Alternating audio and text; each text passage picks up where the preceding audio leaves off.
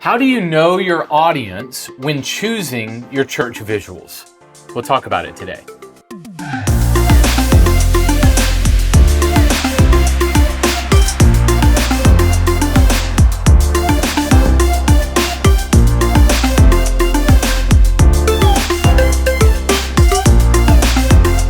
Hey, ministry leader. Today on the podcast, we're going to talk about how to know your audience at your church. Have you ever asked, what audience am I trying to reach?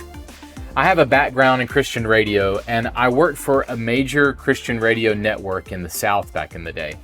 And this may sound cheesy, but we created a character, a persona that we were trying to reach. I think if I remember right, her name was Deborah. And Deborah was like 38 years old. Her husband's name was Mark. They had 2 kids, Jacob, who was 12, Brandon, who was 10. There were details about where she lived, what church she went to, and more. We created an entire life for our fictional Deborah. Now, we know who Deborah was from all the data that we collected from who listened to our radio station and all the stations in the network. We gathered all that data together. We knew all the information from the demographics of the community and all of that. So all of that kind of informed who Deborah was. Now, why did we do that? Because we wanted a clear picture of who we were serving. Now, we didn't do it unless it served Deborah. So it allowed us to say yes to some things, no to some things. And the question was, does it serve Deborah? Now, you might do this at your church. You might create a persona for the people that you serve. You might even have 2 or 3 personas. At Church Visuals, we have 3 personas to know the type of ministry leader that we are serving. We serve those people with no creative team, those ministry leaders with no creative team, ministry leaders with a creative team that they might be slammed, and we serve the creative team that's slammed. Those are the 3 personas, the ministry leaders in those 3 categories. So if it doesn't serve one of those 3 personas, we're not going to do it. And I would not go more than about 3 personas if I were you. You might try this exercise at your church. Who are you trying to serve? What is their name? How old are they? What type of music is their preference? What type of visual media will engage them the most? You might have to do a survey to gather this information from your church, but be specific. When you try to serve everyone, you're actually serving no one. Today, we're going to really dive in on how you can identify your audience, your personas within your congregation to better tailor your visual content to communicate the gospel to them. We'll jump right in right after this. Are you looking for reliable printing for your visuals? Well, check out our friends at Outreach.com. As a preferred printing partner for over 20,000 churches worldwide, they have everything you need. From postcards to banners to mailers, Outreach is here to help you reach more with custom printing. Your visuals matter because your message matters. Make your message stand out with Outreach.com. Hey guys, today I welcome Jeremy Clark. Jeremy is the senior minister at South Union Christian Church in Bloomington, Indiana. We had a great conversation together. Jeremy has really spent a lot of time analyzing his congregation to know who they are trying to serve at his church. So I can't wait for you to hear this conversation. Here's my chat with Jeremy. Jeremy, welcome, man. Thanks so much for hanging out. Yeah, absolutely. Thanks for having me. I appreciate it. Man, I know that we've tried to get together, man. So grateful for your time. Man, to kick things off, give me a little bit of your background in ministry and then where you serve at South Union. Yeah, so I went to a youth conference whenever I was just a senior in high school and decided that I was going to accept my call to ministry at 18 years of age. Grew up as a church kid in a single parent home. So we were in church every Sunday. I think I joke now to say my mom just needed a break and some peace and quiet from raising 4 kids on her own. So she took us to church.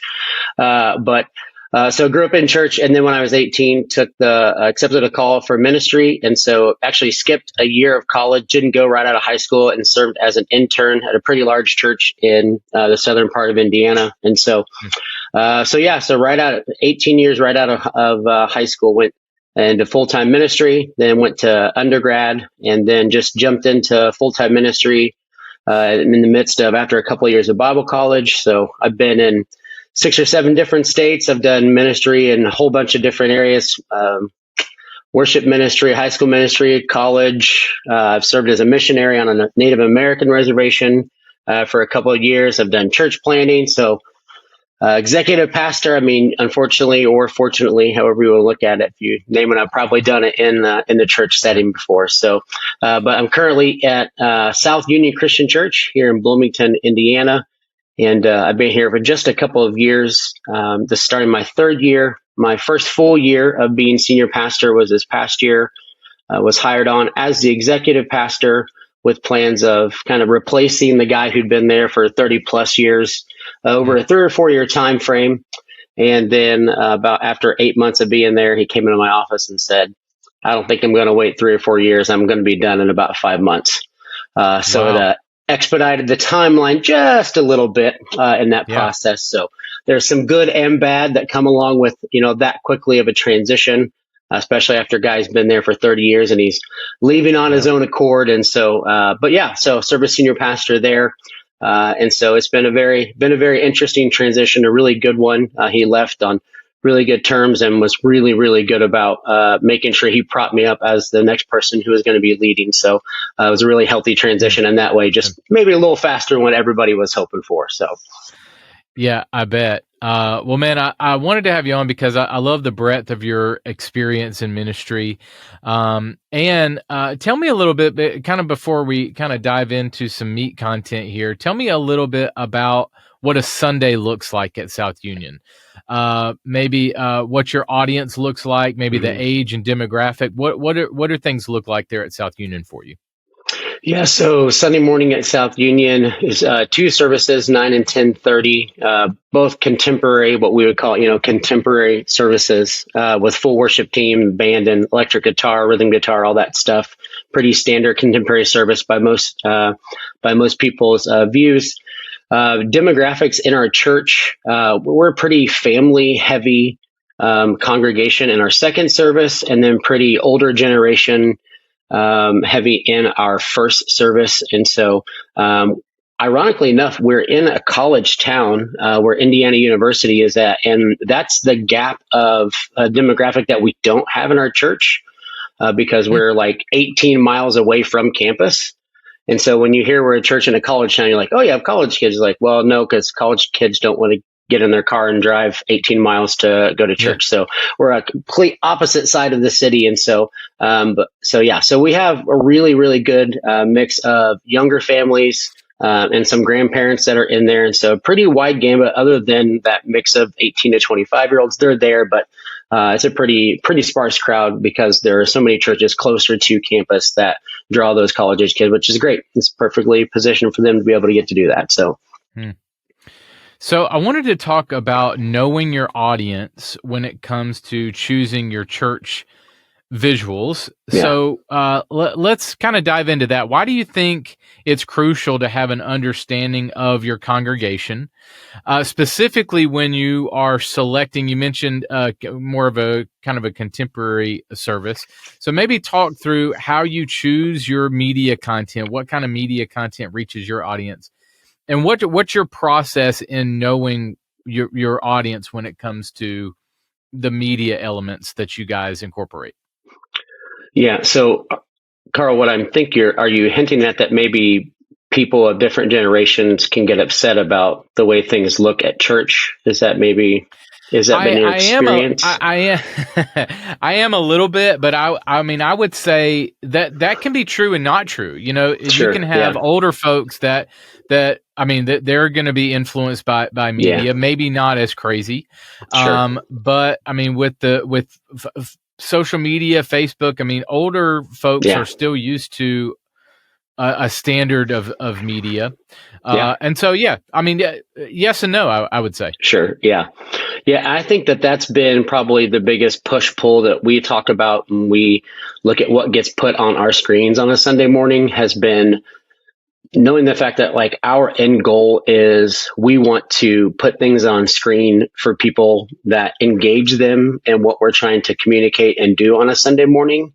And so for us, it's so critical for us to know who's in the room because what they need to know or how they're going to learn it or how they're going to receive it really is impacted based on knowing who they are. People who are in their late 50s, 60s, 70s that are of the older generation, they receive information and comprehend it and understand it and have different things tied to and connected to phrases and images and sayings way more differently than someone who's in their 20s, 30s, and 40s. And so for us, knowing the audience really does mean like, hey, we have to know who's in the room because what we're trying to communicate is going to land differently based on where you're at in your life and your journey. And so knowing those different parts is critical to be able to communicate and get the job done when communicating to people. Do you go about having different, in the marketing world, you call it personas. So do you have any personas or age groups within your congregation? Do you kind of craft a person or it could be fictional or you could know, but do you kind of craft a persona that you're after in reaching your congregation? We talked about it, myself and our worship pastor. We talked about there's this idea of like Saddleback Sam, who is like they were modeling this ideal person to reach.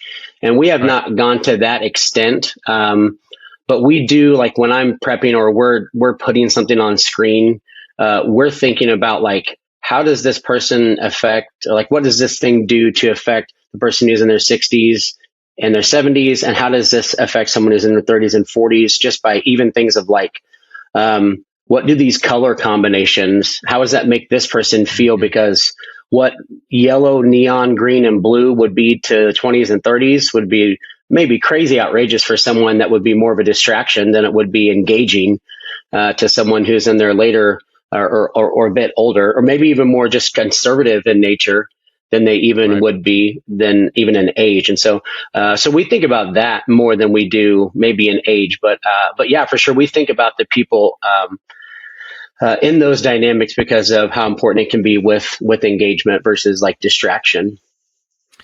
Right. Yeah. Good point on distraction, especially. So is there a balance that you're trying to find? So I know that, we have congregations out there that have age groups of all, it runs the gamut. So how do you balance between hitting your current or older demographic that sometimes, let's be honest, pays the bills sometimes, Sure.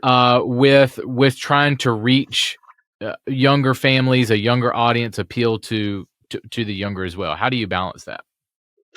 Yeah, I think that maybe piggybacking off of that previous question, when we're putting things on screen, like when we're designing sermon graphics or we're thinking like worship bumpers or creative elements to put on screen, I think we definitely lean towards the age of like 30s, 40s, and 50s is where we're trying to aim at because a majority of parents are going to be in the room and are going to get that age range of how we're referencing and what we're looking for. And then people who were their parents are going to be able to relate to or will be more comfortable with that.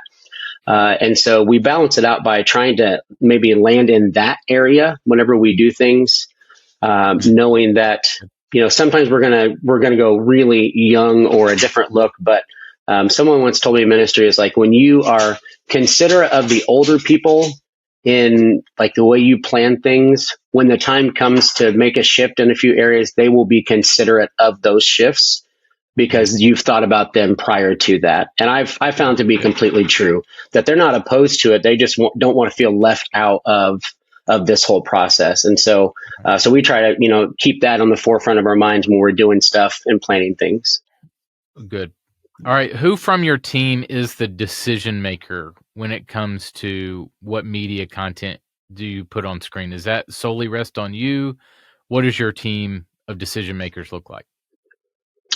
Yeah, so our worship leader, she is the one who picks the motion backgrounds, countdown timers, the things that get seen on screen for 80% of our Sunday morning service screen time. She makes our announcement graphics. She makes our slides that get put up whenever, like the pre-service loop. She puts all that content together. She's the one that decides that. Any sermon slides, I make the content for my sermon slides. I actually make my sermon slides. And so I'm in charge of that. She's in charge of the rest of that. And any worship bumpers or anything she wants to decide on, she gets full reign and free access to be able to do that. And that's intentional. I don't need to make those decisions. That's in her wheelhouse. She loves doing that. That's her thing, that she knows the service and she loves to plan out that stuff. And so yeah, she's the one that does most of that. If there's a video add in that I think highlights a sermon illustration point, that'll obviously be me, but it's probably 20% me, 80% our worship pastor or her team. She might say, hey, there's a folder of stuff on the computer and you pick this month of what this is going to look like. And so they run it a month at a time. With your sermon stuff, do you design the main graphic and all of your sermon point slides as well? And do you use video? Do you use sermon bumpers and stuff like that? What does your sermon series area look like? Yeah, so I try to beg, borrow, and steal as much as I can. We have a few things that we pay for, but I've taught myself Photoshop since 2003 was the first time I remember clicking on a Photoshop icon. And so I've been using it for 20 plus years now. And so just from the expertise area of it's very natural for me to do that. And I would also like to say that it gives me a little bit of life to be able to create from, just be able to get to do that. So I make sermon series slides and the sermon series graphics, ones that, just beg, borrowing, and stealing those, or sometimes we don't have anything. So I just come up with whatever. And then the video bumpers, just 30 seconds, something to create a little bit of tension in the moment or something to lead in the sermon. I make those as well. And so we plan all of our series out a year in advance. And so there's a 2-month time frame where that's what we're doing as a team.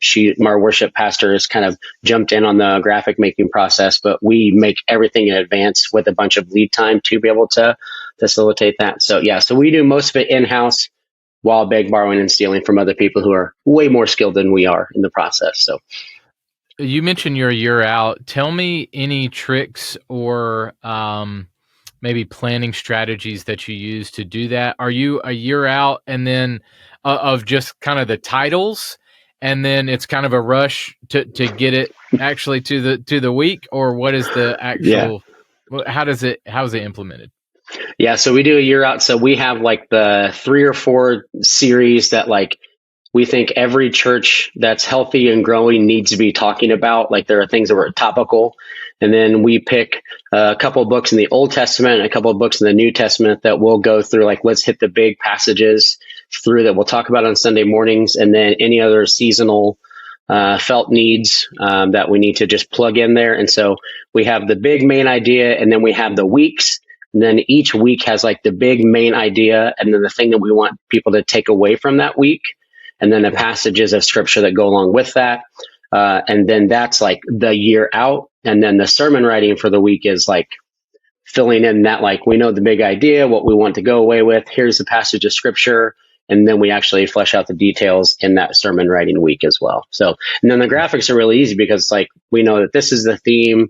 It's going to be during this season. It's during this month. So maybe these colors go better with this month versus another. So we're just trying to plan it. So that helps us plan out even our graphics and visuals as well, because we know when it's happening versus when it's not happening, and some of the themes that are coming along with it as well. Good. All right. Are there any specific examples from South Union where tailoring visual content to your specific audience segments has led to increased engagement? So I know this is a detailed question, but sure. maybe choosing or planning your visual content. How have you seen increased engagement or impact when you're more strategic? Yeah, so I would say we realized after about 8 months of me being senior pastor that there was a larger percentage than what we thought that actually cared about what got put on screen. Instead of just going through the motions of being put on screen, that people actually cared about what we put on screen. And so it was kind of like in our staff meetings, we're like, I think people actually care about what we're putting on screens and people are taking notes. And so this kind of seems a little bit like self-sabotage, but we did it on purpose. We did two things. One, we started intentionally once for 3 weeks in a row. Every week, we started putting one typo on the slides just to see if anybody would care enough or notice enough to say anything. Was that like in your sermon or in a worship slide? In my sermon slides. Okay. Just to see if anybody would care enough to say anything or even just notice. So it was like, we would put an extra S on something that didn't need an S, or we would put a question on something that should have just had a period. So nothing that would like ruin a slide or that would confuse the teaching point, but it would just be like, right. Oh, did you know you had, and then the second thing we did was we started taking the thing that was a slide and we would say like, also we have a handout that's available of this information that you can use as a Bible study. So like we did something that was like sanctification and justification, really churchy words. We just barely agreed and we're like, hey, we have what's on this slide. We've turned into a Bible study that you can just take a copy of home so you can study throughout the week. And we're like, we made 150 copies, only 150 copies. Let's see how many get taken based on just teasing the idea with this slide to see if we even could interest people. So we just tried to use those just to gauge the water to see if those, and sure enough, we got a crazy amount of response. So we didn't even think we were going to get on both of those situations. There were 100 of papers that were taken and over 25 people said something about the typos. So we're like, people are paying attention and what we put on screen do matter to a pretty good number of people for us because we only run, 250, 275 people on a Sunday morning. So for that many people to show up and to be engaged with something we put on screen, we thought like, well, we do need to pay attention to what we're doing, and there is some value in really being intentional about what we're putting on screens and how we're doing it. So dive into that a little bit more. Why do your visuals matter when it comes to communicating the gospel to your people? Yeah, I think that one, just for me as a person, when I learn best by hearing and seeing at the same time. So when someone's saying it and I'm seeing it for whatever reason, and if I'm taking notes and I'm writing it down, it's the old triple threat. I'm learning it more and I'm absorbing it more. And so for me, it's when it's clearly communicated from what I'm saying and when it's doubled down on by what people are seeing, that matters a lot as far as like comprehension and learning. And then from like the worship lyric slide perspective, it's the same thing. We're singing and there's music behind it. And we always talk about like the font. It's like, why are we arguing about fonts on worship lyrics? But it's like, well, the people in the back of the room need to see it just as clear as the people in the front of the room. And the font is what makes that possible. So it's like, as we're singing and the music is playing, what we display matters to that, because these are truths that we're singing. And so like the worship bumpers, one of the things that we learned was like, we have to stop playing worship bumper videos that only have a majority of audio and spoken word, because our first service people can't hear the audio very well of spoken words. So we have to use worship bumpers that have visual words that are read, but also a bunch of text on them so they can comprehend it, because they miss out on that moment or that thing we're trying to work for if the media is not used in the proper way or considering them and what they need so that they can like engage in that moment that we're trying to create, from sermon to worship bumper to announcements to all of those things. Good. How did you figure that out? So we're talking about knowing your audience. How did you figure out that 8:00 service needed that? Oh, they just told us. I mean, that's the best thing about the older generation is they just don't care. You know what I mean? Like the old stereotype of like, yeah, grandpa just says whatever he wants to. Yeah. I mean, there's a reason that stereotype is true. It's like, they're just like, hey, yeah, I'm just going to tell you, I can't hear that video. Can you turn it up? Or it's like, well, after a couple of weeks of doing that, like, well, that's our 5th video and people are still saying they can't hear it. Well, we can only turn it up so loud, or we can go away to videos that are key to a bunch of words being said, and we can bring it to words that are on screen for them to read. So that was for us. Okay. And thinking through your visuals, your graphics and video, Does trying to appeal to multicultural or a more diverse audience, does that factor into your decisions at all? It does for me in maybe a different way than maybe it's not a different way. So I don't know how to say this. It's not maybe politically incorrect. So maybe I'll just be the old person in the room and I'll just say it, right? Like our church is just really white, like really, really white. And so for us, the view of the kingdom doesn't look anything different than just a bunch of white people going to church. And so for me, whenever we use illustrations or we're using spoken word videos or we have things that are teaching elements for us to get a better picture of what the kingdom looks like, we do try to use multicultural examples of people serving in the mission field or this church over here doing this work or this example of things. It is a factor in what gets put on screen because in my mind, I want for our church to have a better understanding of what the kingdom of God looks like than just what we're used to seeing on Sunday mornings. And I think you make a very good point there that, there's a push of this, your church needs to look like you. So if you go to your website and you see a very diverse crowd and then you get to the actual service and it's completely 100% white people, that might not represent like who you are specifically. But I think that there is also an argument that you just made of, so what? We still need to show multicultures. We still need to show what the kingdom will look like. We still need to consider that in our decisions of what to show and when. So I think you bring up a very good point there. All right. How do you balance the desire for modern? We talked about this a little bit, but modern and contemporary visuals with the potential of risk of alienating the older crowd or the younger crowd? Maybe which one is more alienating? Which one will leave because of the visuals that you put on screen or don't? Yeah, I think for me, I don't know that anybody leaves because of visuals. I think that they either disengage quicker or they just complain louder. I think that's the thing that we think about most is like, which segment of people do we lose quicker whenever we make a decision to put something on screen or how we design something? And like, how can we do our best to engage and make the funnel the widest at the top? And we're going to miss a few people or people are like, I don't like that or whatever. But I don't think there's a funnel that exists that catches everybody. And so that's okay. Like, it's fine. I just have to be okay with not everybody's going to catch this, and that's okay. So I think that I probably lean towards alienating the older people a little bit more. And I would say that's just because I was a youth pastor for a really long time for most of my, ministry career leading up to now.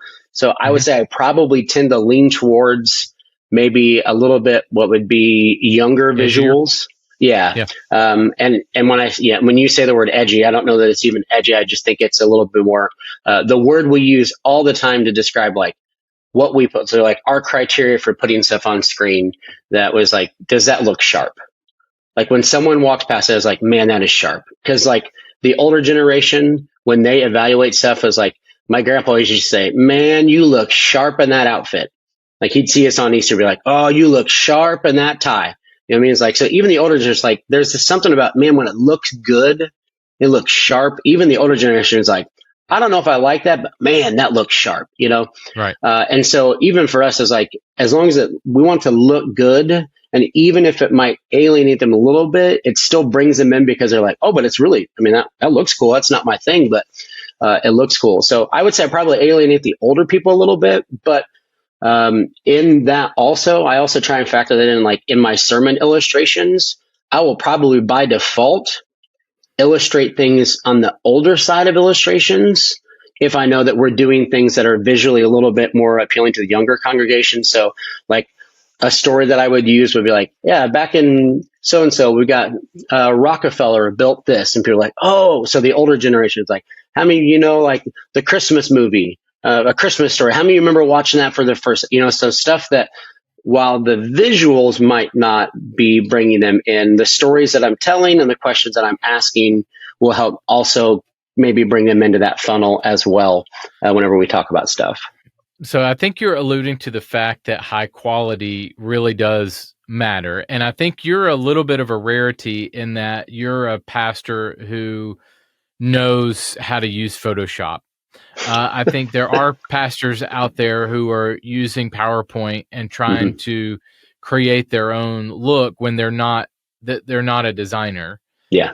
or pass it off to a secretary who's also not a designer. Also not a designer, right? So hit on that. Why are and again, I think you're different in that you have a design eye. You've trained yourself in Photoshop. You kind of have some experience, and that's a creative outlet for you. But talk to me about why high quality is important. Yeah, I would say just no, regardless of someone's faith or their worldview or their perspective, every person in the world has an eye for what looks good and what does not look good, and whether they want to admit it or not, whether we would want to admit it or not.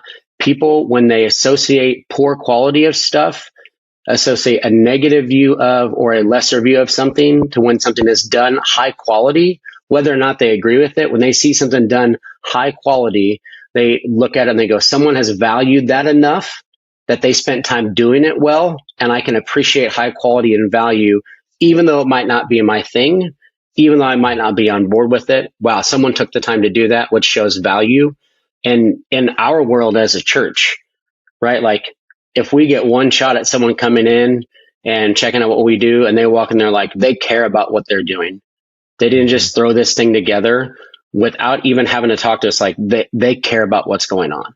And so I think that for me, like just in general, like the high quality stuff that we do, it doesn't have to be a lot. You know what I mean? Like you don't have to have 100 different things going on high quality, but you can do one or two things at high quality. And people are like, man, that's really high quality. And I think high quality draws people and it shows that you value what you're doing.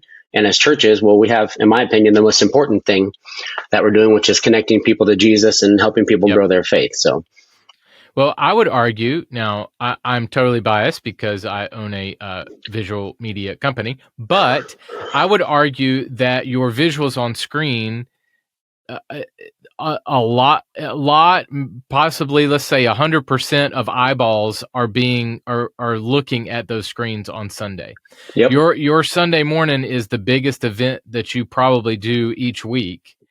And your screens, everybody is looking at your screens. Everybody is looking at your visuals on screen or in print, and so to value them, I believe is important. Now I'm biased, so I love your your take on that, and to see if that's true in your arena as well.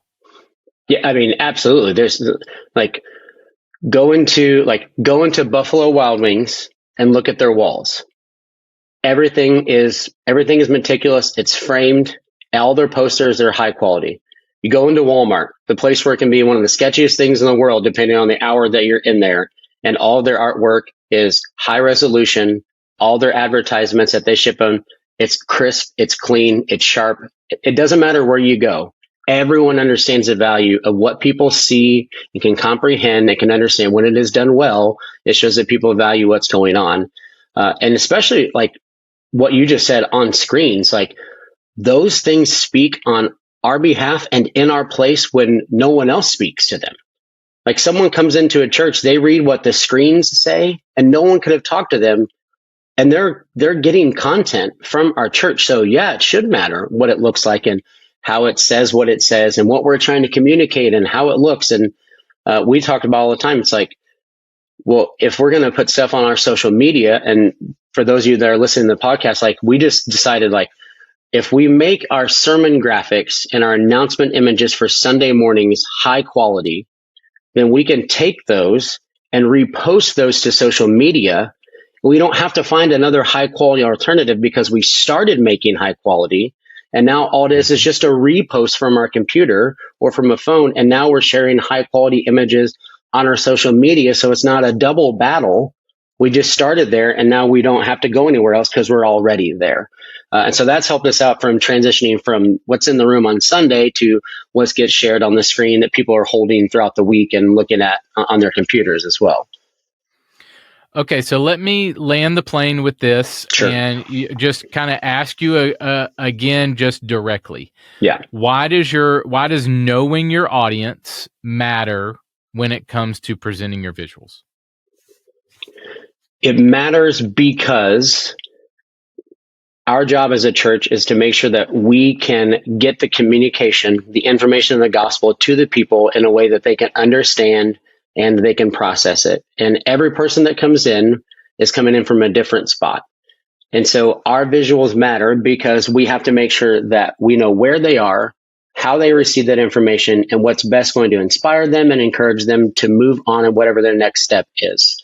And we can't do that if we don't know where they're at and who they are and what they've been through and how they're going to receive that. So the way that we present it, what our visuals look like, knowing them and what's possibly in the room, who's possibly in the room is the most important thing for us because that's how we're going to do our job most effectively. Awesome. Man, thank you so much for this. This has been incredible. Love what you're doing at South Union. Man, thanks. I would love to stay connected with you and what you're doing. Just love what you're doing in ministry, man. Thanks so much for coming on. Yeah, absolutely, man. I appreciate it. Hey, ministry leader, Matthew here from the Church Visuals team. I have the privilege of leading our ready-made media team that serves you guys through our library of media content. I just want to drop you a word of encouragement today. You are doing a great job. And as Paul reminds us in Galatians, I want you to not grow weary of doing a good thing. The way that you serve the kingdom matters, and it's making a difference. The way that you present the gospel, it matters. And that's why we are so passionate about partnering with you to supply you with high quality visuals. We are here to serve you, and it's our pleasure to do so as you serve your community. Your visuals matter. And we're here, we're cheering you on, we're praying for you. Keep up the great work. Hey, ministry leader, here's your church visuals tip of the week. Know your audience. Know who you are serving. If you're trying to reach an older demographic, do it. Be the best church for seniors that you can be. Don't be afraid to know that is exactly who you are serving. If your church has 99% of people that are over 60, your visuals, your visual media needs to reflect that. That's okay. Be that. Be you. If your congregation is young families, if your persona looks like Deborah, who I mentioned earlier, then serve Deborah well. Knowing your audience will give you clarity into what decisions to make. It might inform you to have 2 different styles of worship service if you want to try to serve a couple of your personas. The point is, know who you are serving. You can also see all episodes of this podcast and all of our podcast courses, articles, and more, all at churchvisuals.com. Subscribe to our YouTube channel if you would. Hit that like button, leave a comment. We read all the comments and see what you're doing, and we would love for you to reach out to us. If you want to reach the people you want to reach, if you want to reach your personas for Jesus, your visuals matter. I'll see you next week.